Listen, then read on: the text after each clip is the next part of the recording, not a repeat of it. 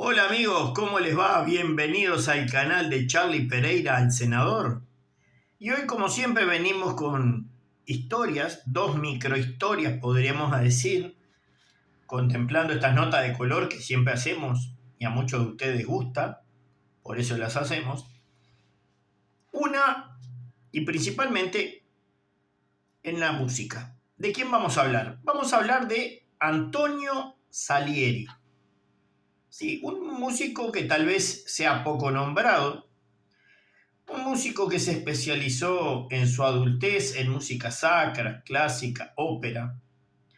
Realizó entre 45 y 50 óperas y obras de música clásica. Fue muy famoso en Europa en el siglo XVIII, finales, tal vez principios del siglo XIX. Este personaje, nacido en el año 1750 en Leñago, que es el sur de Verona, pero no como lo conocemos hoy. Ese lugar, el sur de Verona, era parte de la ex República de Venecia, sí, la de los mercaderes, que hoy la reconocemos simpáticamente con el paseo romántico de las góndolas. No, antes era antros de piratería y de comercio. Hoy sí es parte del país que llamamos Italia. Sí, la República Italiana, la República Romana. Bien, este muchacho, a temprana edad, ya de muy jovencito, pobre muchacho, posteriormente señor músico, su papá y su mamá fallecen. Acuérdense que en mitad del siglo XVIII, si no había una guerra, había una plaga. O sea, el servicio sanitario no era bueno, la gente pobre lo único que podía hacer era arar el campo o hacer trabajos de baja reputación, vamos a decirlo así, para tener alguna moneda, porque el campo no era propio. En aquella época era de las monarquías que funcionaban en toda Europa y era lo que se llamaba el vasallaje.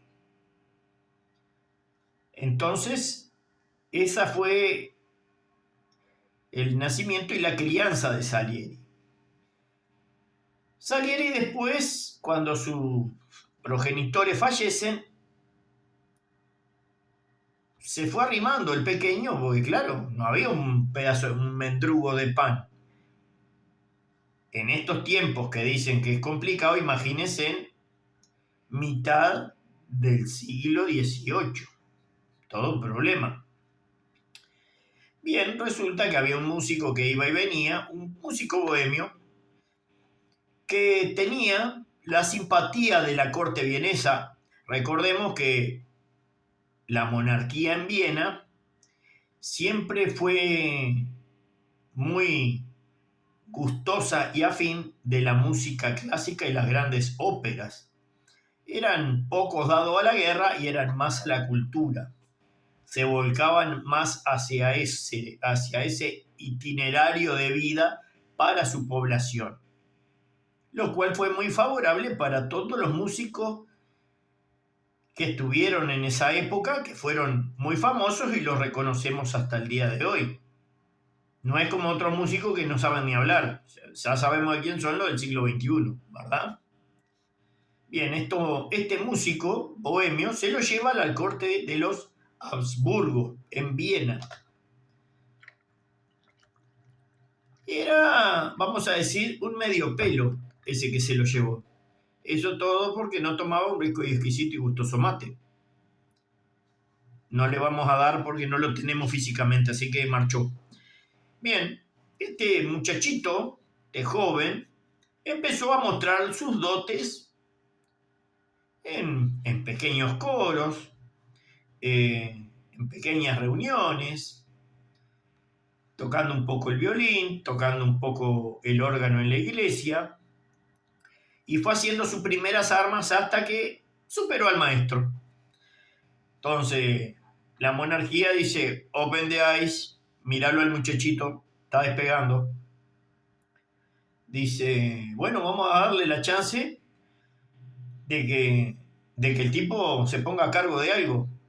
A ver, mijo, ya que lo trajeron, le estamos dando pan, por lo menos de una contraprestación de algo. Ya que come, ahora a trabajar. Buenazo, el tipo agarró, le dieron, dice, ¿qué me van a dar? Y bueno, vamos a empezar suave. Va a empezar como director del coro y de la orquesta del servicio religioso. ¿Cómo? Claro, dice, usted va a ser el maestro de capilla. Ese título nobiliario, vamos a decirlo así, se le daba a un músico que ya fuera considerado con gran expertise o que tuviera experiencia de años. Y este ya adolescente, casi adulto, ya estaba demostrando sus dotes en donde no precisaba demostrar más nada, sino que ejecutar lo que ya había aprendido. Entonces empieza a hacerse cargo de todo ese movimiento eclesiástico, sacro, operístico, y le fueron encargando que fuera realizando distintas óperas y posteriormente pasa a ser maestro de capilla, pero también de las fiestas de la corte. O sea, el título máximo. Y pasó a ser un tipo muy respetado, ya después logró salir de la corte, recorrió Europa.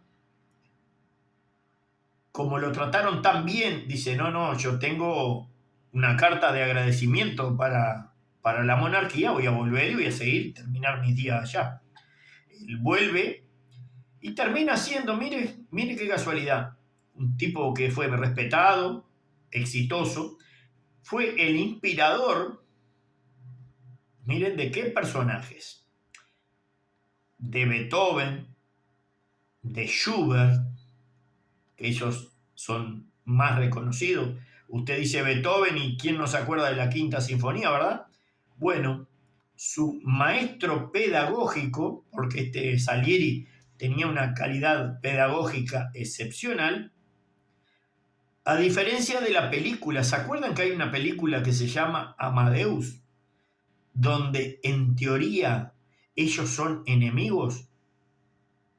Bueno, es la película, es todo falso. Todo falso.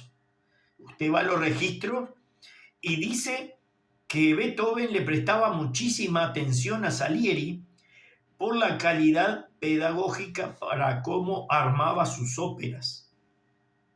Incluso tiene lo que vendría a ser, vamos a ponerlo así, dos cantantes contemporáneos cuando se juntan, por ejemplo, en el Super Bowl y hacen una colaboración. Bueno, esta gente fueron los pioneros de las colaboraciones. Se juntaban para darle música a la corte. ¿Correcto? Bien. Ya en el final de sus días termina falleciendo allá en Viena y dejó un gran legado para las generaciones futuras que lamentablemente este tipo de personajes no es muy nombrado.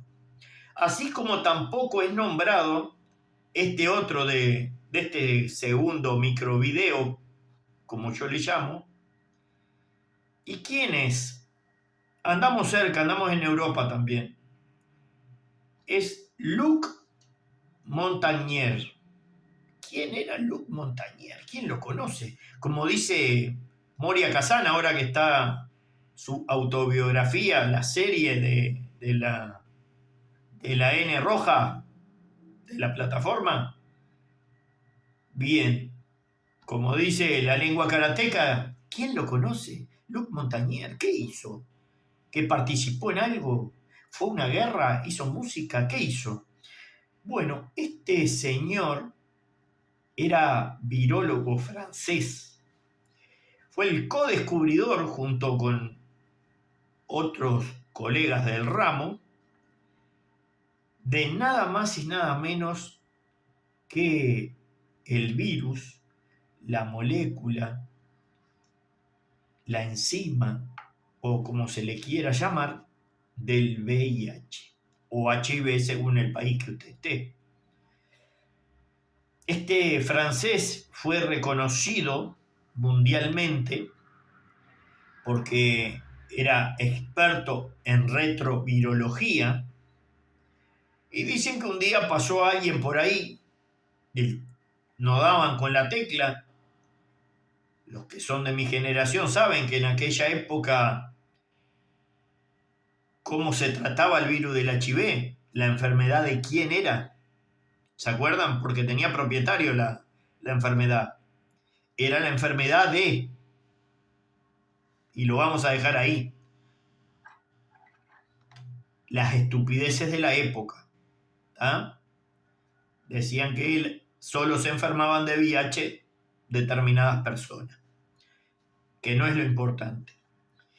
El tema era que venía diezmando la población y venía increciendo. Era como que alguien había inventado un virus letal, se lo zampó a uno, como decimos en Uruguay, y venía haciendo maravillas con la gente y finiquitándolas, fundiéndolas a negro. ¿Sí? Estaba metiendo mucha gente en bolsa. Un caso mundialmente muy reconocido allá en el año, por decirlo, lo vamos a agregar en el video sobre la marcha, en el video, era un músico muy reconocido. ¿Se acuerda el músico de Queen? Sí, Freddie Mercury. Bien, él fallece porque en esa época no existía una medicación paliativa. Bien. Bueno, pero volviendo al tema, años antes, allá en enero, creo que un 3 de enero, en 1983, sí, 1983, estaban todo el mundo agazapado como gato en la maleza porque no sabían. Parecían un tigre esperando al Bambi que terminara de tomar agua. Nadie sabía cómo atacar a esta enfermedad, a este problema virulento. Entonces, ¿qué podemos hacer para frenar este virus, para transformarlo, para diezmarlo al virus? Porque esto venía de mal en peor. Bueno, este hombre recibe una biopsia en su laboratorio en Francia. Dice, mirá que esto te vamos a dar, dice, la biopsia de un ganglio linfático que está inflamado, dice, a la altura del cuello. Y es de un virus desconocido y no damos con la tecla y no podemos con él. A ver si ustedes, que son los que estudian estas cosas, pueden dar con la tecla a ver qué es lo que está pasando, qué es lo que sucede aquí, porque nosotros no podemos dar con la tecla. Bueno, resulta que este se juntó con los colegas, analizan en su expertise y descubren que este individuo era poseedor de un ARN viral. Los que hemos hecho ciclo básico y liceo, bachillerato, nos han dado clase de biología referente al tema, lo que es el ARN y el ADN, ¿verdad? El ácido ribonucleico. Bueno, este ARN viral modificaba el ADN del portador, o sea, de la persona, y era lo que lo iba destruyendo por dentro. Ese descubrimiento de esta modificación genética le da a Luc Montagnier y a sus colegas el Premio Nobel de Medicina en el año 2008. Y sentó las bases para la terapia retroviral, la famosa terapia antirretroviral conocida como TAR.